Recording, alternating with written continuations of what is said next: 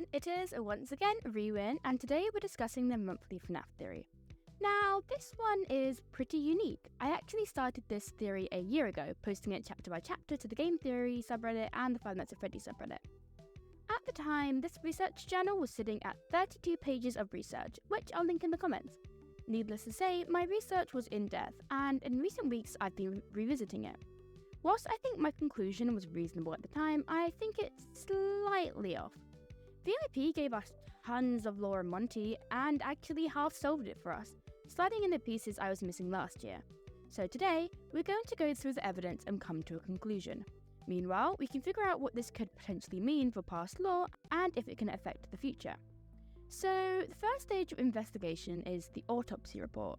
What killed Bonnie in the first place? Well, let's have a look. The biggest source of damage seems to be the scratches to Bonnie's chest. Looking in more detail, we can see that there seems to be 3 individual strikes, implying 3 fingers. Comparing this to the hands of the other animatronics, these attack marks line up with Monty's hand the most, with the potential of it being Freddy. This is because this damage is intense and would need to be done with claws. Other animatronics, such as Chica, do not have these claws, and ones such as Sun have the wrong number of fingers. There is significant damage to the casing too. There is a chunk missing from Bonnie's head, his leg is detached, and his neck is damaged. He's pretty messed up.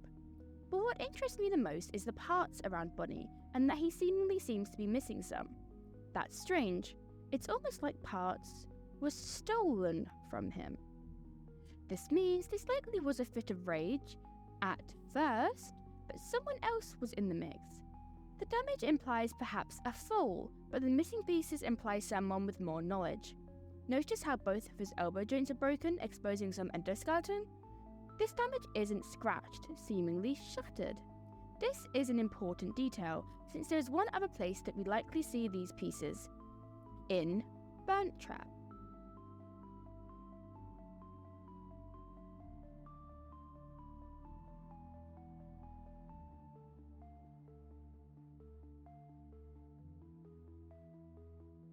Noticeably, his design features a specific kind of pole in his chest cavity. We know this by comparing it with a full endoskeleton, that of Chica. This endoskeleton part is found in Glamrock animatronics, and it's the part that Bonnie is missing.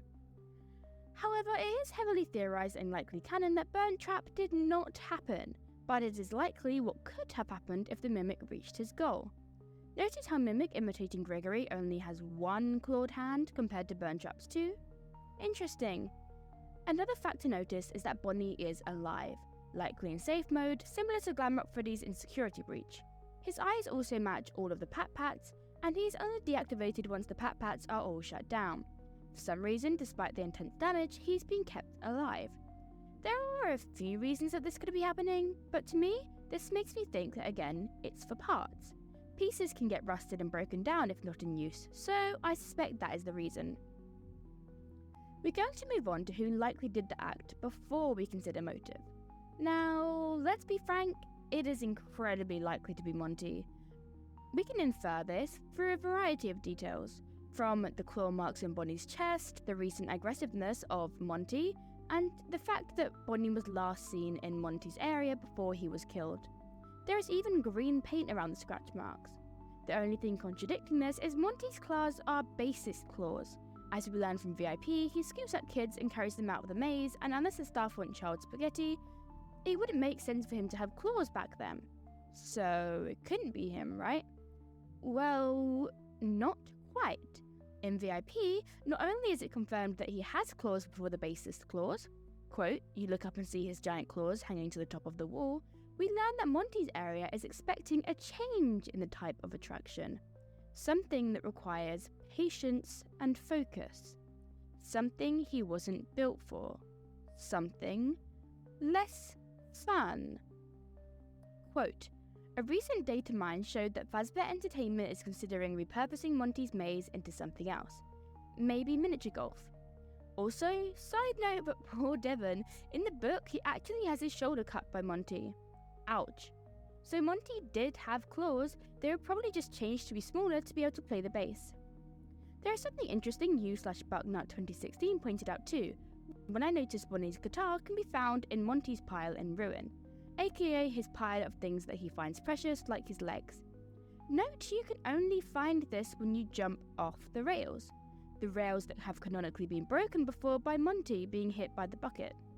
Quote, errant behaviour report. Monty didn't show up for the main stage performance again. We found him in the same place we always do, the catwalks over Monty Golf. We can't have a repeat of last month. Someone hit the hole-in-one and the hurricane bucket knocked him down. Both legs were broken and required emergency parts and service work. This implies that the fall is enough for significant damage. Broken legs. Isn't that what Bonnie has? Also, take a look at the final hurricane scene of Monty's ride. Bonnie seems to be blowing away. Or falling. To me, this starts to paint a narrative. For whatever reason, Monty attacked Bonnie, luring him over, tearing his chest and causing Bonnie to fall and shatter. So, what next? We need to figure out the motive. Why would Monty do this? In the previously mentioned note, Monty doesn't turn up to a bunch of shows once he is a bassist. He doesn't really want that role seemingly. We've seen Monty display signs of anger at other animatronics before, but not Bonnie. It's Freddy. In Monty's golf minigame, we can see Freddy in a waste disposal unit and Monty at the front. Monty also replaces Freddy in one of the security breach endings. Monty didn't want to be the bassist. He wanted to run the band. Maybe he was just trying to rise up the ranks, but then surely he'd just go for Freddy. Well, the IP actually gave us a motive. In the interactive novel, you learn more about Monty. One thing is that he originally didn't have his own green room. He's the newest animatronic, and Rockstar Row does not feature a room for him. Even the statues aren't of him. Quote, you're always impressed by the massive golden statues of Glamrock Freddy, Roxanne Wolf, Glamrock Bonnie, and Glamrock Chica. No Monty. However, by the time Security Breach comes around, Bonnie's statue is replaced with Monty's.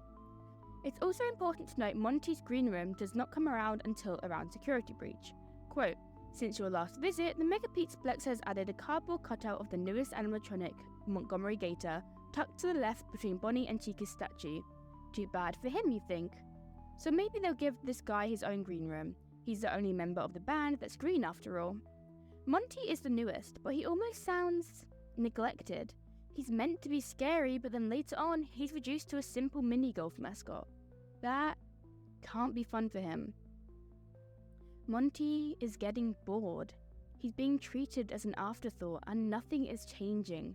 Things are only getting worse. It's not impossible he decided to take things into his own hands. Or someone else encouraged him to.